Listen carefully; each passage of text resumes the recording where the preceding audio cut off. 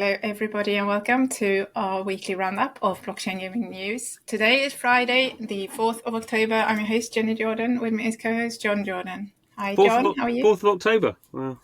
What did I say? It is the 4th of October. No, you said the 4th I did of say October. that. Okay, it's 4th good. of October. Wow. So I'd started again, immediately all of me and my numbers. Into Q4. We are indeed, yeah. And working on our list, busy working, the big list report, yeah. Which I have gotten the sense from you, who's sort of writing up the conclusion of the quarter. So there's not much really changed in sentiment compared to Q2. Is that right?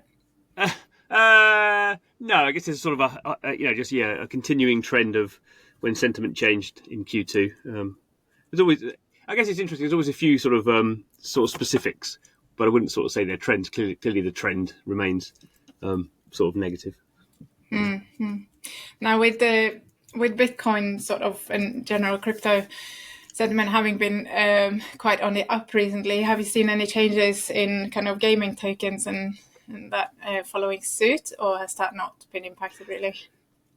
No, I mean, I think it's wider than gaming tokens. I think the sort of the slightly I guess interesting or whatever thing, the decoupling thing is normally when Bitcoin would go up, then there'd be maybe a bit of a lag, and then sort of everything else would sort of follow it, almost as if people who had Bitcoin were selling off Bitcoin, then going into sort of what people call altcoins. Whereas this year, really, it's been Bitcoin has done super well. Obviously, they had the Bitcoin ETFs has done very well in terms of allowing sort of Joe Public to buy Bitcoin in an easy way for the first time. But nothing else, everything else has either in absolute or even in relative or absolute terms has done pretty poorly. So ETH, second biggest crypto, obviously that's quite more correlated to sort of games because a lot of them are EVM sort of games. ETH I think down now year on year. So from the 1st of January to now, the price of ETH has gone down. So whereas Bitcoin's up 40% or something. So it's quite a big change from maybe what we saw in the previous bull market. And obviously, in terms of bull market stuff, Bitcoin hit a new all-time high, and ETH's not close. Even earlier in the year, didn't get close to breaking 4,000. Very different. And I think gaming as a whole, compared to meme coins, sort of up and down. But meme coins sort of as a group of sort of done well, I suppose, to some degree. Obviously, Ton and some of the Ton stuff has been sort of interesting from a getting people excited point of view, whereas games, I think, I wouldn't say it's everyone, but you see also, even within the circles, gaming circles on Twitter, people are saying, "Oh, games are massively over." What's the term? Have been overinvested, or and game coins are still going to go down, and all this. Yes, quite a lot of, even within the games market, sort of crypto market, quite a lot of sort of negative sentiment still, and sort of belief that it's not going to go up anytime soon. Yeah, we'll we'll get to Ton a bit more later, but what you sort of noticed looking at tokens, in particular gaming tokens on Ton, is that Ton, being the underlying coin of the entire Ton blockchain, has done well in comparison at least, whereas those sort of meme coins and gaming tokens launching on Ton has actually not done well. And that would compare to sort of other blockchains where it's sort of the underlying token, you would expect it to perform better, but it's not actually always the case with other blockchains. But with Ton, that's very clearly the case, because mainly the games on Ton have not got those sort of sustainable economic models long term. It's sort of a crypto sort of debating point. People don't talk about it so much anymore, but it's like they call it the fat thin sort of protocol sort of thesis. So the fat protocol thesis is the underlying blockchain takes most of the value. So there's, I guess that sort of really came about with something like Ethereum, obviously sort of the first smart contract blockchain, and the price of Ethereum was in general did really well because loads of people were building on Ethereum. And the token prices of some of those sort of apps have done pretty well as well, but the general sort of flow, I guess, of revenue has been to Ethereum. I guess the interesting bit with Ethereum is as we've had all these L2s coming in the last year or so, that the sort of the fatness of the the amount of sort of revenue flowing to Ethereum, at least in terms of gas, in terms of the sort of validators and stuff, has dropped because people, the activity that would have been on Ethereum has gone onto these L2s, Arbitrum and those sort of things, and their block space is being used, and they're only sort of rolling up their proofs back to Ethereum. So Ethereum's being used less, even though sort of the EVM ecosystem is being used a lot more apps, a lot more on-chain activity, because that's sort of being split off, and only some of it goes back to Ethereum. Maybe Ethereum is less fat than it used to be, and maybe that's why the price has been impacted, like I just described. Yeah, the Thin protocol is sort of, there's a underlying blockchain that sort of stuff runs on top of, but most of the value flows into some of the apps working on it. I mean, an example of that, one of the reasons I brought it up was I was looking at sort of the price of the RON token versus the price of the AXS token, the AXI token. And even though AXI runs on top of RON, the AXI token is still worth more than the RON token. And the RON token, sort of the underlying, in this case would be the ETH, sort of, that's the gas token. So, most people think in time the RON token will be more expensive than the AXS token, because that's just for the Axie Infinity game, which isn't really being used at the moment, where there's quite a lot of activity happening on the ROM blockchain from various games. It's just I think the fat thin protocol thing is, it depends on sort of different dynamics and what's going on. So it's not a fixed sort of conclusion, but it's a good sort of framing of thinking about where value flows in blockchains and sort of games. And I think, clearly in the future, some games are going to be incredibly valuable because they're just going to have, millions of people playing on them. And those economies will do well, and they may relatively do well compared to the blockchains they're running on top of. But we'll wait and see. We're definitely not at that stage at the moment. Okay, let's leave all the token talk behind now and move on to so Shardbound from US studio Bazooka Tango have co-developed with Immutable this Shardbound, and that announced its launch date for 9th of October, so that's next week. It will launch via Steam and Epic Games, and it's open beta, so it's the sort of things to be refined in terms of the game, but you've been playing it quite a bit, and you've you quite like it, don't you? Yeah, I've not played it recently, I have to say. I played it. I think I played it on 2 of the closed alphas. Yeah, it is. There are Bazooka Tango, even. Sorry, I was getting that wrong. Bazooka Tango, they sort of, a well experienced team. They were part of the Vainglory team, super evil mega core. So Vainglory was their sort of mobile MOBA that was very polished, and the team sort of came out of that, and it was an existing non-blockchain game that they've sort of blockchainized. So it's pretty light. It's pretty light in terms of blockchain. I'm guessing when I was playing it, it didn't really have blockchain in it. It's interesting, as you say, it's going live on Epic Game Store, which, as we know, about 200 blockchain games on that now, but also on Steam.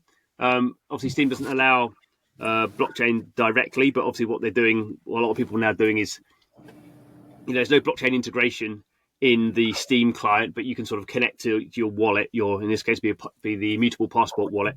You connect in with your email, and that will read in any NFTs or anything like that you've got.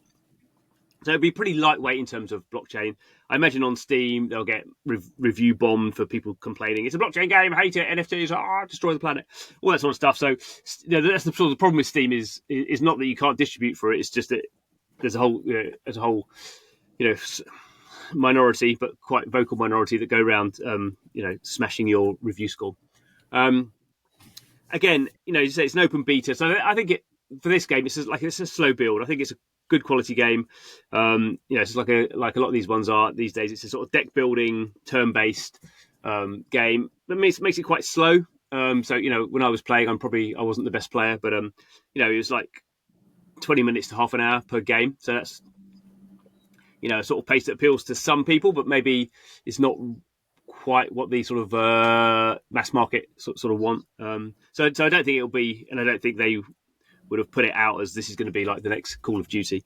But it is I hope it sort of finds its place as a sort of a niche game with blockchain elements. And it was as I say, like it's a sort of game where often I say sometimes with sort of trading card games, if they were the only blockchain game and that was the game I was going to focus on, then that'd be great. I'd sort of put in the hours and do it, but it's not. There's tons of games. I don't have enough time to play the games that I'm playing, let alone start a new one. And obviously there's a certain amount of intricacy you have to learn, and so I sort of wonder from that point of view how well it will do. But it's in and of itself, I think it's a good quality game, and I hope it does well. And when you say that the traditional sort of Steam players, you don't think they're gonna take to it in terms of Web3? What are the actual Web3 features? There's no token or anything, is it? Is it the cards are?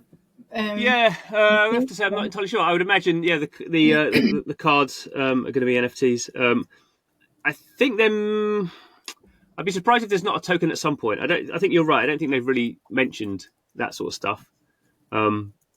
So I think, obviously in the sort of current circumstances, you probably wouldn't launch one. And obviously, to a degree, they've got, because they're only immutable, they've got the immutable token, so they could, they could, to some degree, run tournaments where they're giving away IMX or that sort of stuff. But yeah, as I say, I think these games, I think it's fairly lightweight at the moment on the blockchain side. Okay, good. Right, in more Sky Mavis news, as always, we should have like a little weekly Sky Mavis news. They announced that they are removing their free Ronin gas, which has been sponsored previously by Sky Mavis, and now they are moving that sort of sponsorship over to the third-party game developers, studios that are building on Ronin, which makes a lot of sense. Now they've got about 20 external studios launching their games on Ronin, whereas previously it was only Sky Mavis' own games. It's not.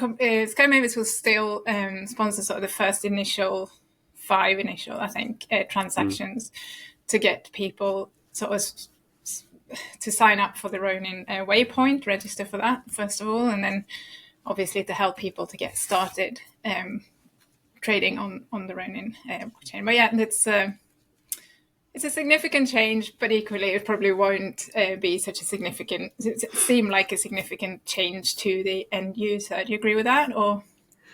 Yeah, I mean, I think this is, as you say, it's part of a sort of just at some point they would have to do it, but it's part of this sort of wider realignment that's come with their Waypoint wallet thing. So their Waypoint wallet is sort of the same as Immutable's Passport wallet. So basically, it's the way of signing up a lot of people who aren't going to understand about seed phrases. So obviously they've had the Ronin wallet, which is a fairly standard sort of crypto wallet where you sign up and you get a seed phrase and you have to remember it. If you lose your seed phrase, you lose your stuff.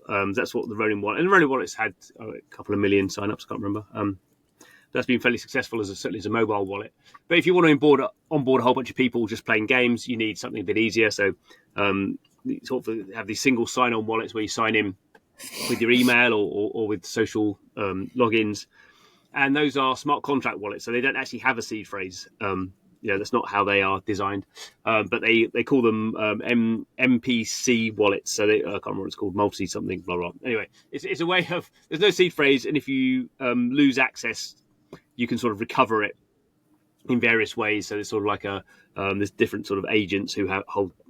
It's not holding different bits of the keys, but basically you can recover it in a sort of a smoother way, and you're not giving people seed phrases which they're going to lose. So it's much better from that point of view. And I think with that coming in, as you say, sort of always the problem when you have a new wallet, you create a new wallet and then there's nothing in there. So you create a new ETH wallet, you have to go and find some ETH to actually do anything on the blockchain. And when looking back when I first made a MetaMask wallet, it's sort of like, so there's nothing in there. How do I, you have to get your head around it and have to go, I see, I have to go to this other, Coinbase or whatever you're using, Kraken, and sort of move something in. So you'll get a few transactions for free. But I think the other thing is, if you think, Sky Mavis created Ronin and have lots of bunch of Ronin tokens, so it's not really a financial thing, but it's sort of like you want the ecosystem not to be sort of self-fulfilling, and so to some degree you want people to work out that they need to get Ronin. So if you always get free Ronin, then you're never maybe buying Ronin or the Ron token to put in your wallet. So maybe over time, people just like, oh, I've got to buy, at the moment, a transaction on the Ronin blockchain is about 2 cents or something like that. So if people buy like $1 worth of RON, then there's like 50 transactions there. So there's that. And also, as you say, they've got this new sponsoring system now, which is sort of replacing what was there before. And developers can basically sponsor, transactions in their ecosystem. So if I'm playing whatever it be, Ragnarok or something, then the Ragnarok developer would probably in the beginning, Sky Mavis would give them RON, or they have RON anyway to sort of put it into a sort of pool, and then that'll be used up. So they still have control over it. They wouldn't be sort of necessarily, having an unlimited amount of sort of RON that would be paying out for it. So, but it's the developer has to sort of choose.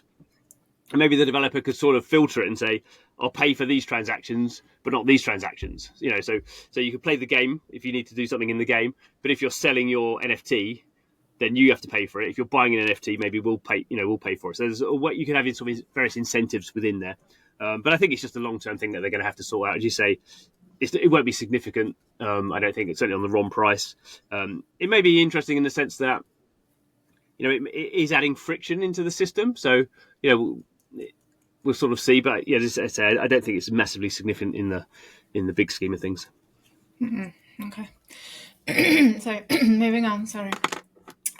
German developer Gunzilla Games. Its third-person shooter Off the Grid has been anticipated for a while, and part of it is because it's coming to console as the first blockchain game actually to come to console and to start playtests. And so it's already had a playtest on PS5, and now it's also landed on Xbox. So it's part of their sort of pioneer testing program. Yep. So if you do have an Xbox, you can take part. They run daily tests for I think 6-7 hours a day. But yeah, so significantly, it's from Gunzilla Games, and it's I think it's due to launch before the end of 2024, isn't it? That's what they're saying. Yeah. Soon. So do you want to tell us a bit more about Off the Grid? We've not spoken that much about it, have we? So it's sort of could be useful for people to. Well, yeah, I mean, partly the problem for Off the Grid is it's just been very a long time frame. So they first announced.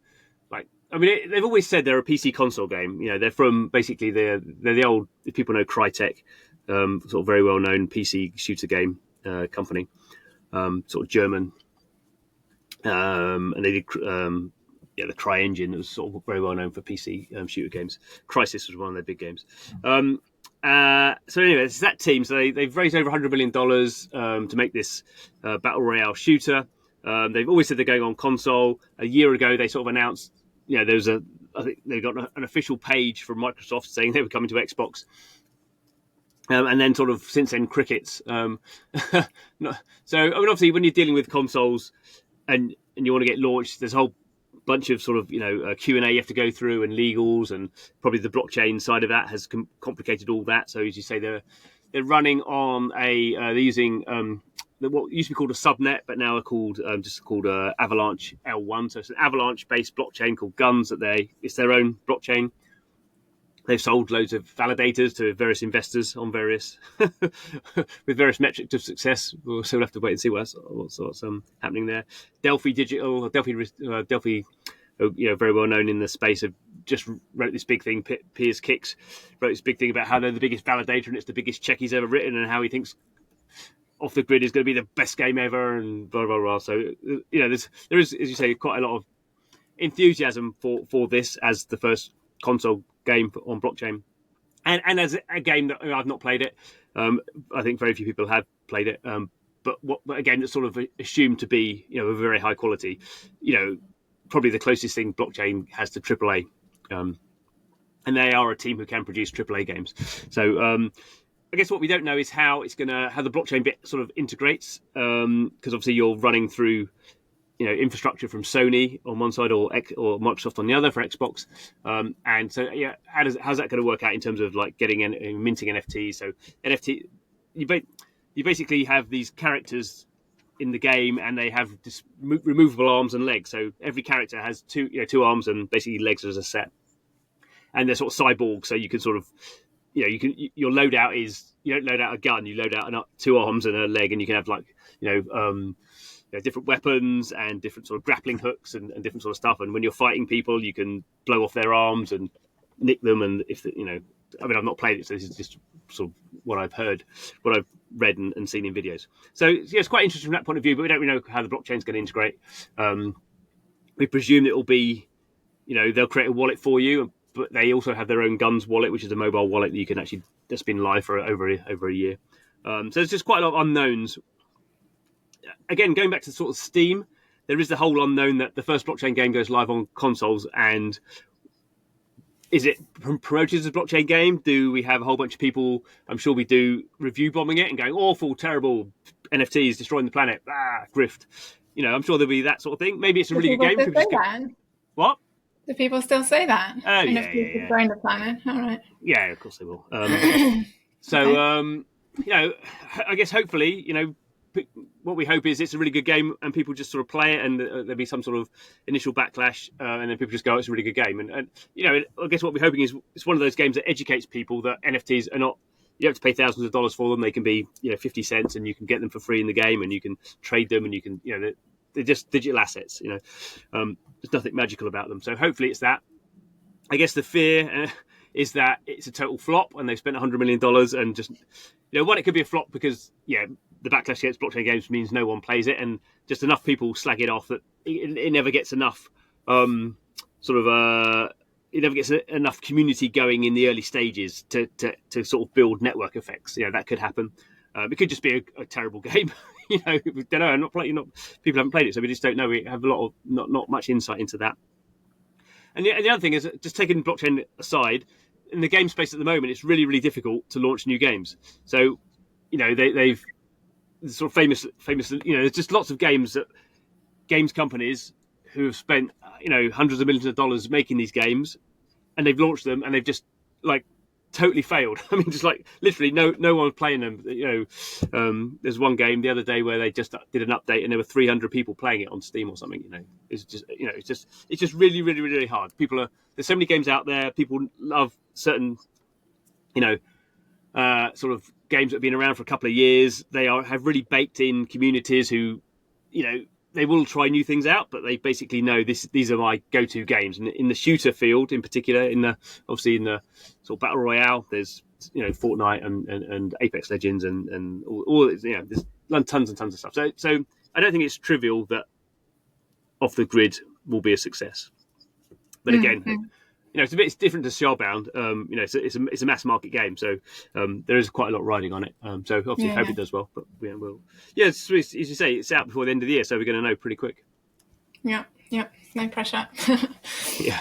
Talking of the quantity of games out there, we are coming on to Ton, and going back to our Q3 sort of analysis, we've looked into the Ton ecosystem, which has exploded, you would say. It's gone from 120 games at the start of Q3 to 385 games listed on its website, and there are more than that. We know of a couple of titles on that platform as well, which is always the case. It's sort of websites in libraries are always sort of a bit of a lagging thing. But anyway, so that's a growth of 320% only during Q3.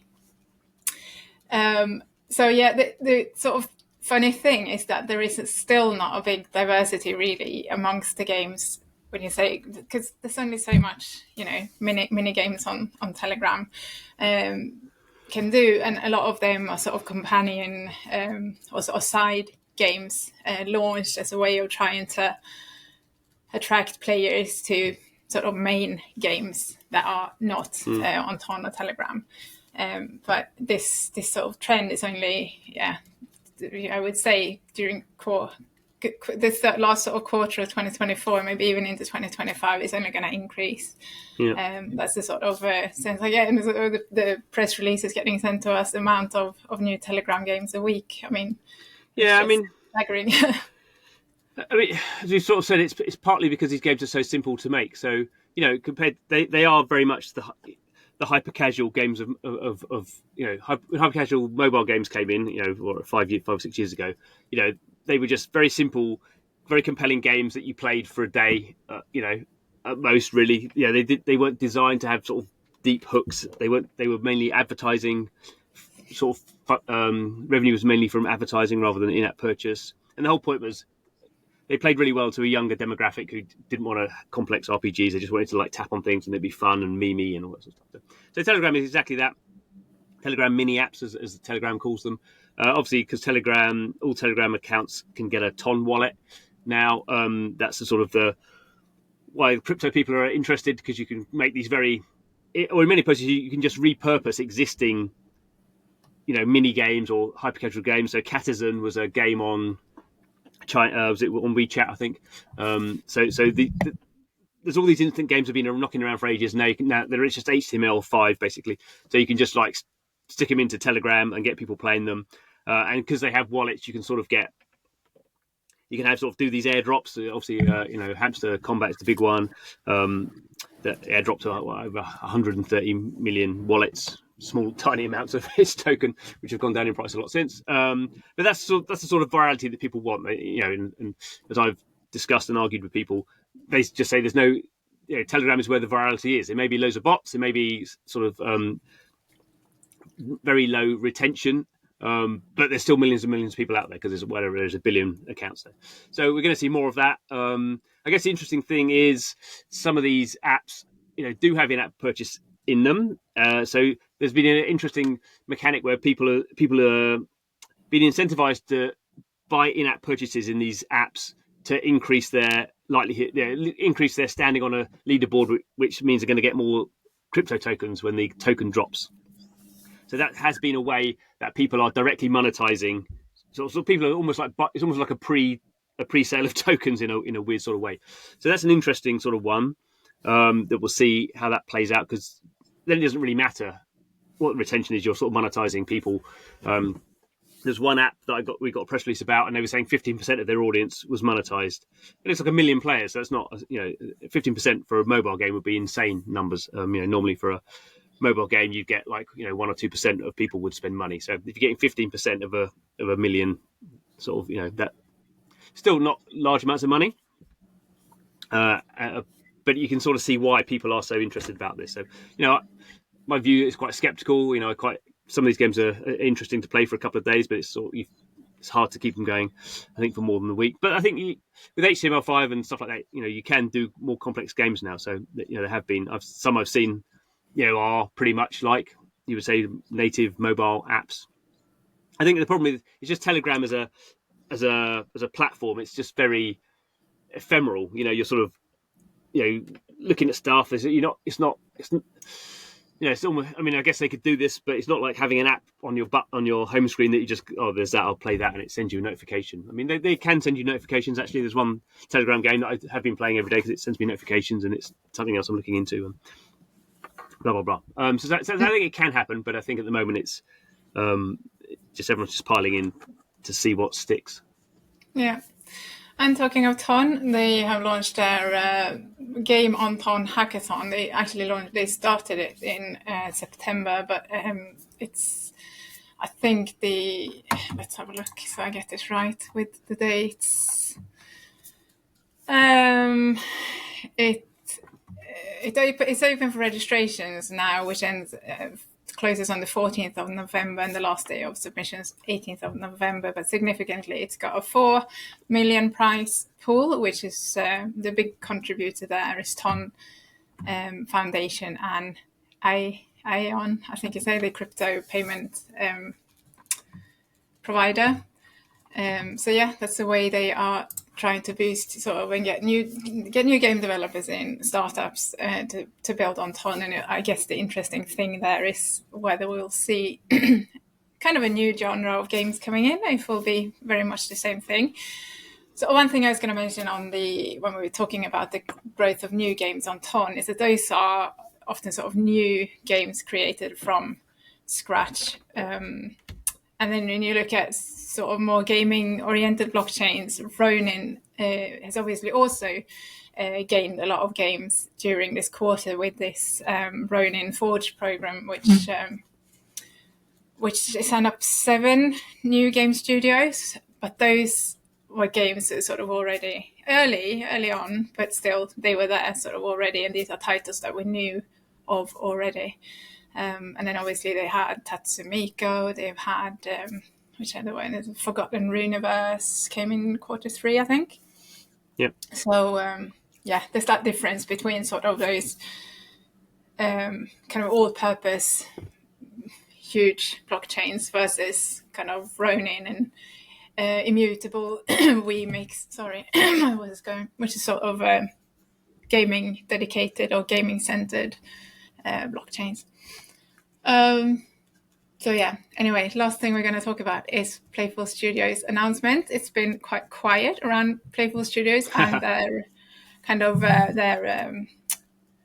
was it called? Wildcard game. Paul Bettner and Kate Bettner, co development couple, duo, their wildcard game.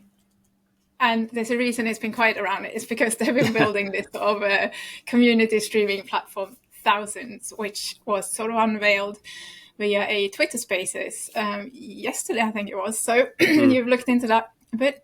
So have I, but you tell us more about it, please. Yeah, I mean, I think this could be quite a big deal. I mean, it's not the first time that a game developer's tried to make a game sort of designed for streaming, and that's sort of what Wildcard is.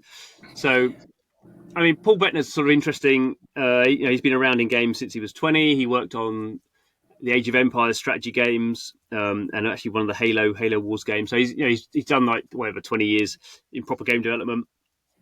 Then him and his brother, I think it was, and a few other people started a company called New Toys, and they came up with Words with Friends. So that was like a massive, and still is a massive social game on mobile, just when free-to-play mobile was coming in.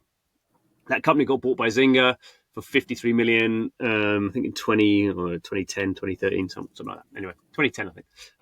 So right at the start. No, it must have been 2013. Anyway, a few years ago. So he's gone through like the console PC premium game stuff. He's gone through the free-to-play mobile stuff. And actually, Playful Studios started out, and its first game was a VR game. So when VR stuff was coming in, they did a very early VR game with Facebook, as it was then, Meta now. But then I think he got very interested in sort of streamers, and streaming is still a very weird thing. It's basically people don't play games; they watch other people play games. But they're still very much part of the community of games, even though they're not sort of. It used to be you had to play the game to sort of be in the community. That was why you cared, because you played the game yourself. Whereas now, there are lots of people who, Minecraft is a prime example. Lots of people who don't play Minecraft. I mean, like our kids are an example, really. They don't play a lot of Minecraft now, but they still watch people doing stuff in Minecraft. The cool stuff that other people can do in Minecraft, which you haven't got the time or effort to do yourself. So that's how gaming communities have been for the last decade. And lots of people have tried this idea of, if I designed a game that was going to be designed, for streamers, and as part of that, you would have a platform. So there's various social platforms now. That obviously, sort of Discord is one for communities, sort of text based, really, I suppose, still. But then people, Discord are building games in Discord now, and that's been a thing for a few years anyway. But and also Twitch, obviously. So Twitch was the big streaming platform, the first sort of. It wasn't designed for gaming, but gamers took it over, and then obviously that was where people started watching other people playing games, was on Twitch streams. Bought by Amazon, still not making any money, but there we go. But Twitch is obviously a massive phenomenon in of itself. So, as a lot of developers do, they sort of say, we wanted to use these off-the-shelf sort of tools or platforms, and they didn't work for us, so we decided we were going to build our own. So that's why they've been quiet for the last year. So. About a year ago, probably 18 months ago, they were talking a lot about Wildcard, originally called Wildcard Alliance. It's sort of like a lane-based MOBA. Looked really polished, was really nice, and it had some spectator stuff in there, although that always looked a bit weak to me. But it was always their idea, was they wanted to make a game that was great for spectators. So the skilled players could show off how skilled they were, and the spectators would be part of it and have more activity than just you watching a flat screen. You'd actually sort of be in a stadium, and you'd have actions you could do, and interaction between the game and the spectators, and the spectators in the game. That's not particularly novel. Lots of people have tried and failed at that. I guess because he has such a good track record, he could raise a lot of money. to try and fulfill this vision. But we didn't know they were building this sort of streaming platform, which they've called Thousands, and that's what got announced. You can't at the moment. You can only sign up for it, so it's still a little bit. They showed a very sort of early demo of sort of how it might work, and obviously to a degree that raises more questions than it answers at the moment because it's sort of early. It seems to me. You thought I was being a bit naive, but Paul Bettiner tends to ramble a bit like me. He rambles, and then his wife has to tell him to shut up. So very much like us. So he towards the end of this Spaces on Twitter, which is also on YouTube now, he starts talking about whether they were going to build this Thousands platform as part of Playful Studios, and it sounds like it's going to be a separate thing. So a separate company, maybe crypto decentralized sort of idea. But then she said that's don't talk about that now. We'll talk about that later. So I think they will end up trying to roll it out as sort of their own like a Twitch, a crypto enabled Twitch that other developers can use. Obviously, when people sign up, they get a wallet. That means you can do things like they showed a nice video, like a concept really, but imagine a character in the game. So a game character, they win the tournament and then they start throwing NFTs out to the crowd, like people throw, signed football shirts or something like that to the crowd in a soccer game or American football game. And you can do that. And the cool thing is, everyone in the stadium seeing the animation of the character doing it. So you're seeing it visually, but also, on the crypto side, the NFT is being deposited to people's wallets. So you can do it. You can just do it randomly, and sort of whoever. I mean, that's quite difficult. Whoever grabs it in the game gets it, or behind the scenes you can just do it direct to people's wallets and stuff. So there's some quite nice. I mean, that's in some way conceptually simple, but quite nice ways of doing things that you haven't been able to do before. We'll sort of await more information. The other interesting thing, because they've been very quiet about Wildcard as well, is they've changed the game. I mean, not significantly. It's still a sort of lane-based MOBA, but they've made it a bit more like a soccer type game than a MOBA. I mean, MOBA games, you're generally destroying platform towers and that sort of stuff. They've made it now so you're sort of scoring a goal in a slightly weird way. So it's a bit more sort of sports-like. They've made it, and they've made it more deck building. So previously, the first versions weren't really deck building in the same way as now. You're building out decks, so you're dropping these sort of characters into the game, and then they sort of.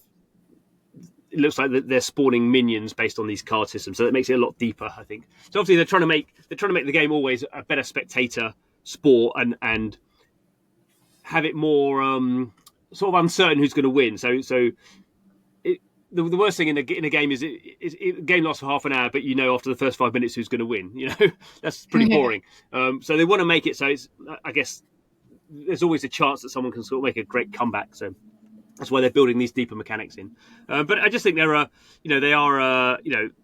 one of the most experienced game-making teams doing blockchain stuff. They are very committed to crypto, I think, in their different ways. I mean, Katie, as you say, she's not a game maker, but she's, I think she's done film stuff, or she's more on the producer side, but she's very committed to sort of sharing the rewards from ecosystems with players. She's very that sort of egalitarian, I suppose, sort of thing.